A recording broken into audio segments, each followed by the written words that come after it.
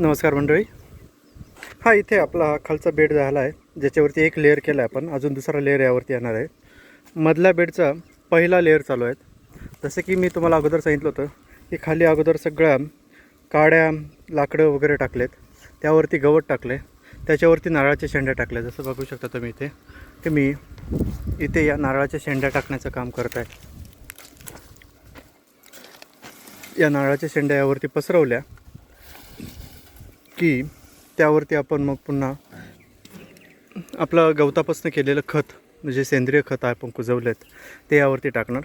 त्यावरती ही खालची जी माती आहेत हे आपण टाकणार. जसं की मी यावर शेणखतावरती जे आपलं जे खत आहेत त्यावरती पुन्हा माती टाकलीत आणि यावरती पुन्हा खत येऊन पुन्हा त्यावरती माती येणार आहे. सो असा हा 1-1.5 फुटाचा बेड तयार होणार आहे. तसाच हा जवळपास 2 फुटाचा बेड आपल्याला तयार करायचा, म्हणजे हा याच्यापेक्षा जरा उंच असेल.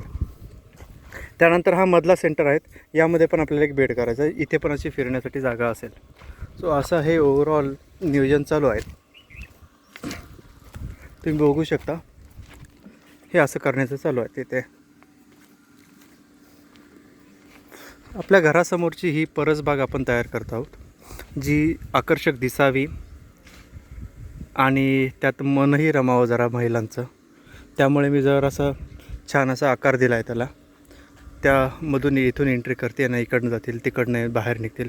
जसं की आपण एक हाईड अँड सीकसाठी जसा प्लेस तयार असतो गार्डनमध्ये, त्या पद्धतीचं तयार करत आहे, जेणेकरून महिलांचं मन यामध्ये रमावं. इथनं भाजीपाला त्यांनी घ्यावा आणि छान असं मुलांसाठी देखील छोटंसं गार्डन तयार होतं. तर इथे आपण या कडेला असे बांबू उभे करणार आहोत. त्या बांबूवरती आपण ज्या आपल्या फळभाज्या आहे, वेलीवर्गीय भाज्या, त्या आपण वरती चढवणार आहेत. मध्ये हदगा लावणार आहेत.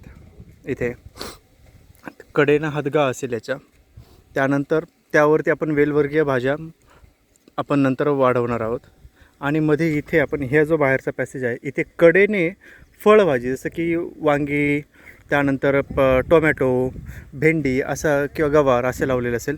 त्यामध्ये खाली आपण यावरती कोबू, फ्लावर, छोट्या वर्गीय जे छोट्या छोट्या भाजीपाला आहे तो लावणार.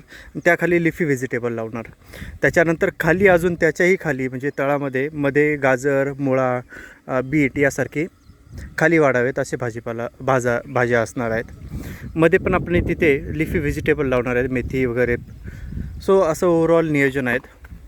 आणि हा बेड बनवण्यात चालू आहे. यामध्ये सर्व सेंद्रिय कर्बच जो छान पद्धतीने भेटेल पिकांना, जो हळूहळू कुजून त्यापासून विघटन होऊन खत भेटू शकेल, असं नियोजन आहे. धन्यवाद.